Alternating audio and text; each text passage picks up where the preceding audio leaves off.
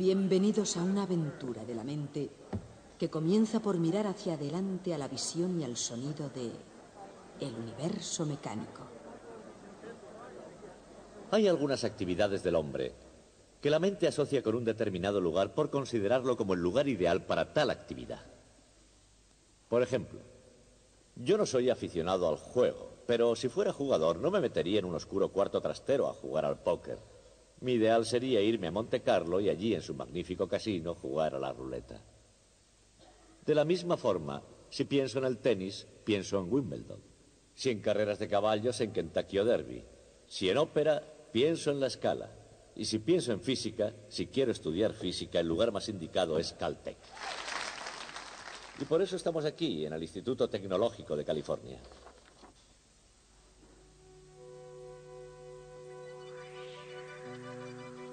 Hay una rama de la ciencia, llamada cosmología, que tiene que ver con el pasado, el presente y el futuro del universo, como un todo. ¿Cómo comenzó el universo? ¿Cómo evolucionó? ¿Cómo seguirá evolucionando?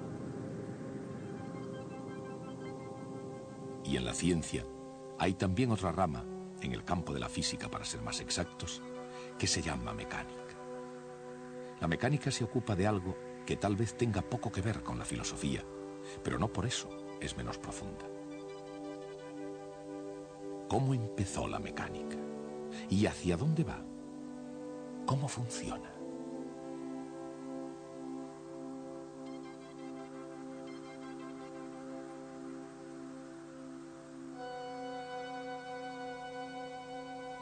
Desde la más pequeña partícula hasta el más grande racimo de galaxias, ¿qué es lo que mantiene a todo en movimiento? Acelerando, decelerando, cambiando de dirección o marchando recto hacia adelante. ¿Por qué el comportamiento de las cosas es como es? Tanto si se trata de un sólido como de un líquido, o de un gas, o de una invisible y enigmática fuerza. Exactamente, ¿cómo influyen entre sí y por qué? Todas estas preguntas, desde la más simple a la más complicada, no han surgido recientemente. Existían ya desde que hubo hombres para poder planteárselas. Incluso los seres humanos más primitivos de este planeta han debido mirar al cielo y andado por la tierra preguntándose, ¿pero todo esto cómo funciona? Aunque ellos mismos ni siquiera fueran conscientes de que se lo estaban preguntando. Esos hombres fueron los primeros en intentar descubrir y comprender el universo mecánico. Si existe alguna clave para poder entender el universo mecánico, se encuentra en el campo de las matemáticas. Y en las primeras civilizaciones, los mejores matemáticos que hubo fueron los griegos. Su trabajo dio un fuerte impulso a toda la ciencia. En el estudio del círculo, por ejemplo, trabajaron hasta quedar exhaustos. Y eso fue precisamente lo que dio lugar al número pi. A pesar, o mejor aún debido a tantos descubrimientos geniales, los griegos se quedaron retrasados. Una vez superada la Edad de Oro, concedieron menos importancia a las preguntas que a las respuestas. Así que el mundo, preguntándose demasiado poco, conjugó la mecánica de Aristóteles con las ideas de Platón. Y finalmente, la sabiduría tradicional acabó aceptando el sistema solar de Ptolomeo, según el cual los planetas giraban uniformemente alrededor de la Tierra exactamente en círculos. Eran respuestas en vez de preguntas que no se discutieron hasta el Renacimiento. La orientación intelectual de la civilización de Occidente acabó alineándose al inacabable argumento circular del ideal platónico. La pregunta no es exactamente por qué, a no ser que sea por qué estropear la perfección. La pregunta es, ¿cómo? ¿Cómo 1500 años después de Ptolomeo pudo romperse el círculo que era perfecto? ¿Y en qué puede parecer una contradicción lógica? ¿Cómo pudo reformarse un nuevo orden del mundo en el crisol de la revolución científica? Todo esto dio comienzo cuando un monje polaco extremadamente curioso, Nicolás Copérnico, miró las estrellas y vio las cosas con una luz diferente. En el sistema solar de Copérnico, es la Tierra la que gira alrededor del Sol y no al contrario. ¿Por qué vio Copérnico el universo de esa forma? ¿Y por qué desde un punto de vista científico su opinión hizo que Copérnico fuera el primer revolucionario del mundo? Un puente intelectual que había resistido miles de años comenzó a tambalearse con los vientos de los nuevos cambios. Los pilares de una comunidad académica de la antigüedad estaban amenazados por preguntas peligrosas.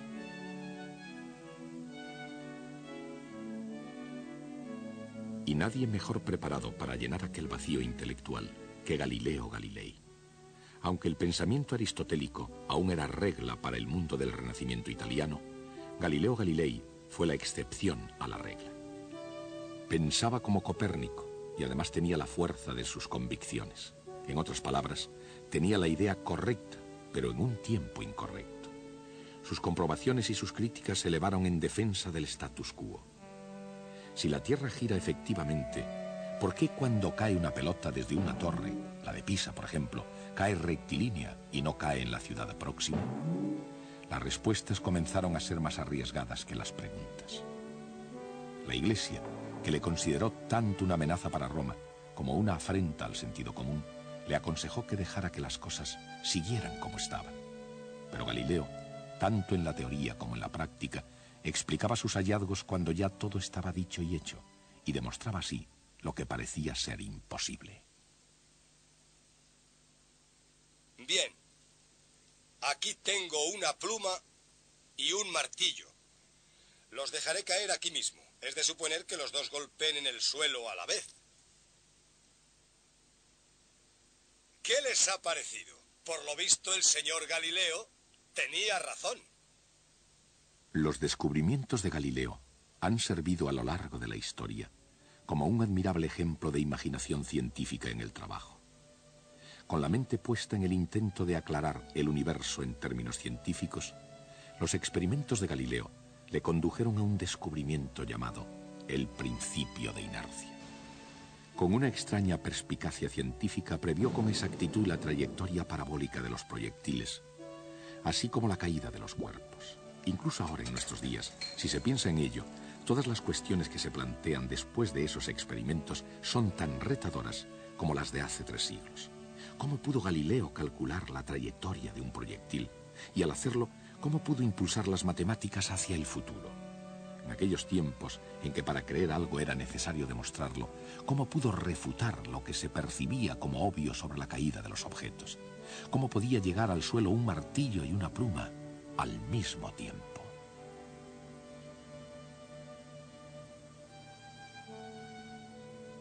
Cuando en 1633 Galileo cayó en desgracia, ¿por qué todo el asunto del universo se había convertido en una gran preocupación para todos? En la misma época, cada día era una preocupación para el asombrado matemático Johannes Kepler, un hombre en una constante huida de su propia vida. Una vida de soledad y pobreza, falto de amor y persiguiendo brujas y espíritus inferiores asociados a ellas. Su propia existencia era una especie de desafío. Seguramente ningún otro hombre habrá hecho tantos sacrificios para captar la verdad científica como Kepler. Pero, por otra parte, ningún descubrimiento humano pudo demostrar tanto su verdad como las leyes de Kepler.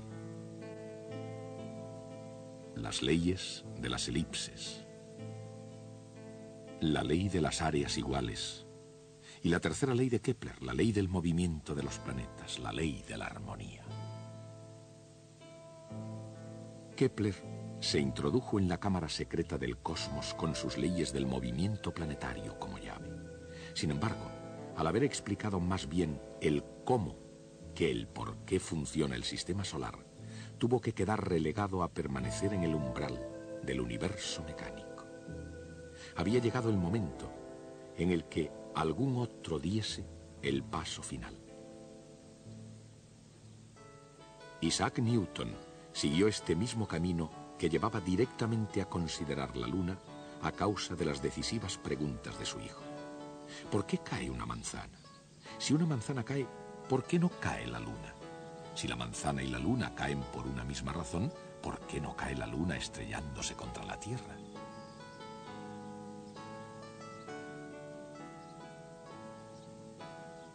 Ante estas preguntas, auténticas cuestiones para toda una vida, Newton se sentó con mucha calma y pieza por pieza fue destruyendo más que reparando toda la maquinaria del universo aristotélico de la antigüedad. Y entonces, con sus respuestas, igualmente asombrosas, creó algo para sustituirlo: el universo mecánico.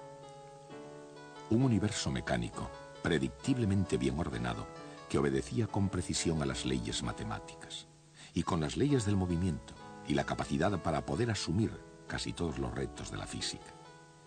Con su ley del movimiento, nada diferente al encuentro de David con el gigante Goliat, Isaac Newton aprovechó todas las posibilidades de la mecánica, armado de una aguda superioridad de fuerzas y un conocimiento muy preciso de las trayectorias. Y la ley de la gravitación universal.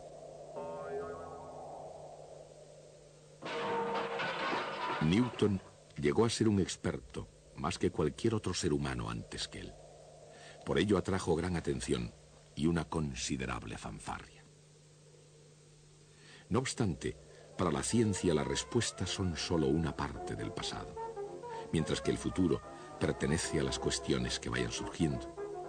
Lo cual quiere decir que incluso las leyes de Newton solo fueron un comienzo en la dirección correcta.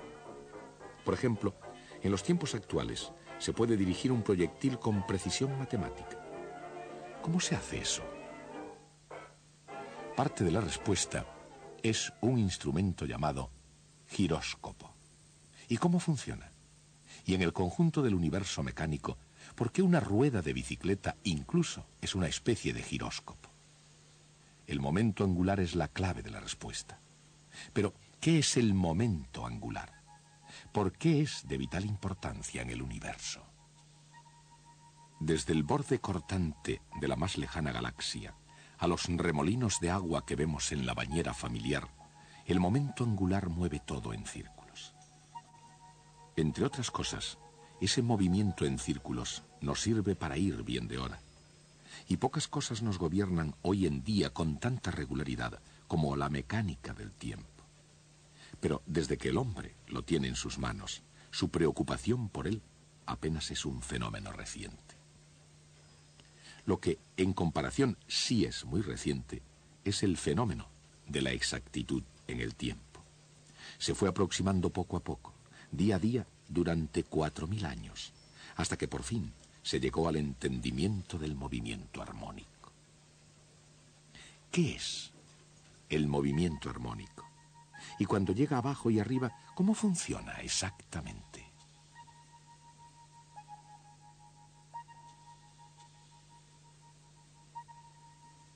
Y yendo al círculo completo del universo mecánico, ¿cómo se relaciona con el movimiento circular? La respuesta no es tan misteriosa como a simple vista pueda parecer, y no hay razón para acercarse a ella dando un rodeo. Sin embargo, a veces ayuda. Todo lo que hay que hacer es un pequeño cálculo diferencial. Mientras los cálculos de Newton se extendieron por todo el universo mecánico, el alcance de su generosidad fue mucho más estrecho. El barón Wilhelm Gottfried von Leibniz llenó el paisaje europeo de una gran confianza, y había buenas razones para ello. Como diplomático alemán y matemático, Leibniz tuvo tanto éxito que Voltaire le caracterizó como el compendio del optimismo. Mundialmente todo un compañero con las mujeres, Leibniz nada tenía en común con Newton, excepto el descubrimiento del cálculo. Y con Newton había que ser un poco amable, ya que a fin de cuentas había creado las leyes del movimiento, la ley de la gravitación universal, el telescopio de reflexión, e incluso dio una explicación teórica sobre la luz y el color. La lista de sus incomparables talentos era mucho más extensa aún. Y sin embargo, a pesar de tanta inteligencia, Newton permitió, si no es que llegó a provocarla, una amarga controversia con Leibniz. Este episodio uno solo de los dramas emocionales del universo mecánico, puso en peligro la buena reputación de un hombre y la salud de otro. Ilustrará una de las curiosas paradojas que se esconden en el corazón humano de la ciencia. Por ejemplo, así como el científico no siempre es racional, el entorno científico casi siempre lo es. Y de hecho, es en un laboratorio de física donde la naturaleza se revela en los términos más racionales. ¿Qué es lo que hace exactamente un científico moderno? Más allá de su definición en un libro de texto, ¿cuál es el método de la ciencia? Y en el mundo real, ¿cómo funciona exactamente el método científico? A veces se comienza con una cubeta de aceite, un robusto puchero de hierro, un toque de disciplina, un poco de creatividad y quizá un toque de genialidad. Y en algunas ocasiones, aunque muy raramente, el resultado es tan insignificante como el valor de la carga de un electrón.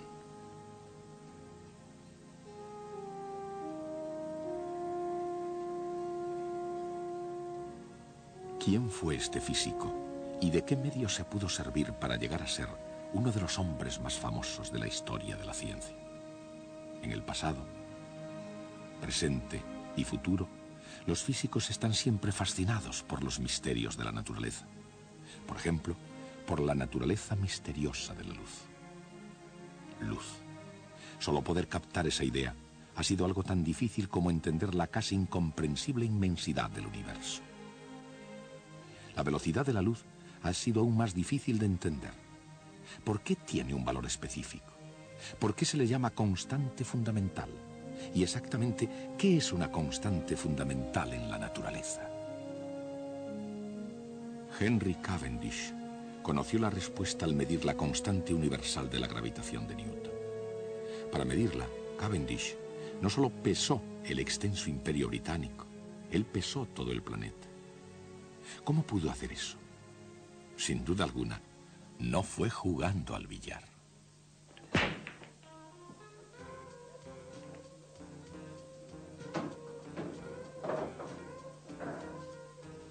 Estos hombres viven de unas leyes que, aunque no siempre estén dentro de la legalidad, están sin embargo de acuerdo con las leyes de la mecánica clásica. Por supuesto, no todos los hombres aquí aprecian ese hecho. La mayoría de ellos van solo a jugar un poco al billar o a aprovecharse de la experiencia por otros medios. Pero las posibilidades aumentarían si se aplicaran correctamente ciertas leyes físicas. Y todos se alegrarían de los resultados.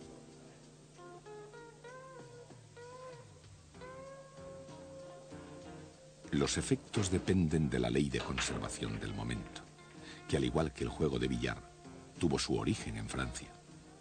A principios del siglo XVII, René Descartes crecía en su amor por las matemáticas considerándolas una criatura de Dios. Como filósofo, buscó una explicación a todos los fenómenos en el mundo. En ese proceso, Descartes no solo concibió la conservación del momento, sino que además descubrió la geometría analítica, y con tal descubrimiento cambió para siempre el campo de la matemática. ¿Y cómo pueden los grandes investigadores científicos acercarse a un terreno desconocido?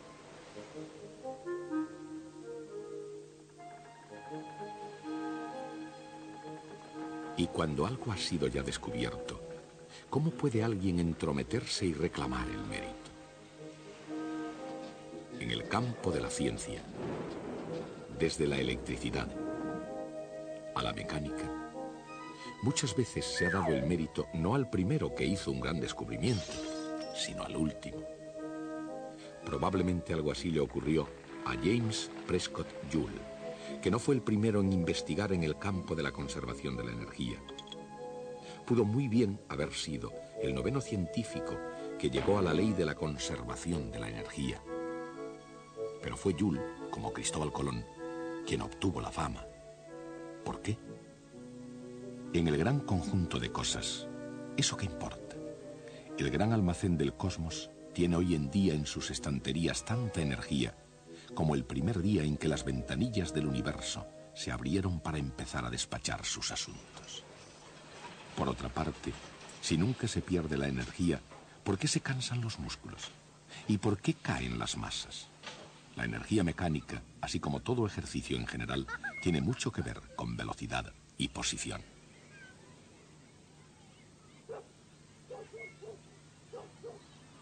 Para una perspectiva diferente de cambio en las posiciones, fíjense en el cambio de rumbo del buque.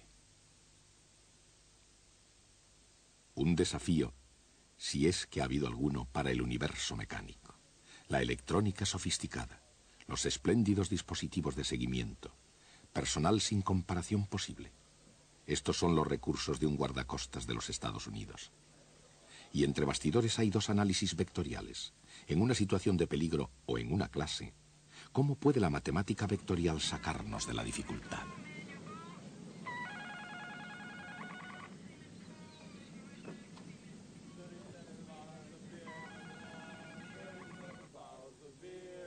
En el serio mundo de la ciencia, la matemática vectorial puede hacer milagros. Así es que la pregunta no sería si puede sacarnos de una dificultad, sino si tiene que hacerlo. Por otra parte, ¿es esto música? ¿O se trata de una grabación en cinta Memorex? Un anuncio comercial ilustra tanto una reproducción excelente como un fenómeno físico de resonancia. ¿Pero qué es la resonancia? ¿Y cómo son sus muchas formas oídas por todo el universo mecánico? ¿Cómo puede una simple voz humana, aunque sea tan potente como la de Ella Fitzgerald, producir tan demoledores efectos? Y en la inmensa atmósfera del universo mecánico, ¿cuáles son otras formas de sonido y de violencia? Estos tres hombres emprendieron un viaje que superó al de cualquier explorador de la Tierra desde que se iniciaron los primeros pasos hacia lo desconocido. Pero su destino había sido previamente determinado por ingenieros, científicos, técnicos, visionarios, investigadores y pilotos de prueba. Y estaban dotados de magníficos planos y del mejor equipo. Pero como el cohete mismo, surgió una pregunta inminente. ¿Cómo es posible ir desde aquí hasta allí? Históricamente hablando, los cohetes espaciales no van a ninguna parte si detrás de ellos no hay un estudiado plan. E incluso en nuestros días no pueden ir muy lejos si no es con la ayuda de la mecánica clásica. ¿Quiénes son estos pilotos espaciales? ¿Qué buscan más allá del mundo cotidiano? ¿Y qué es lo que descubren a veces de modo sorprendente? Desde Johannes Kepler en adelante, los mecánicos celestes pudieron calcular los movimientos del sistema solar. Pero el milagro de la era espacial ha conseguido que el cielo sea pasable a la vez que posible. Y eso sería, seguramente, lo que el padre de la mecánica clásica soñó. Eso es lo que ahora hacen los pilotos espaciales. En una ciencia todos los científicos son pilotos y exploradores. El destino del hombre siempre ha sido la búsqueda. Y su estrategia siempre tuvo algo que ver con aprender y enseñar, con imaginación y lógica, con ensayos y errores, con arriesgarse e ir hasta el límite. No solo la estrategia que se quiera emplear, sino el propio universo pueden llegar a convertirse en una especie de juego cósmico.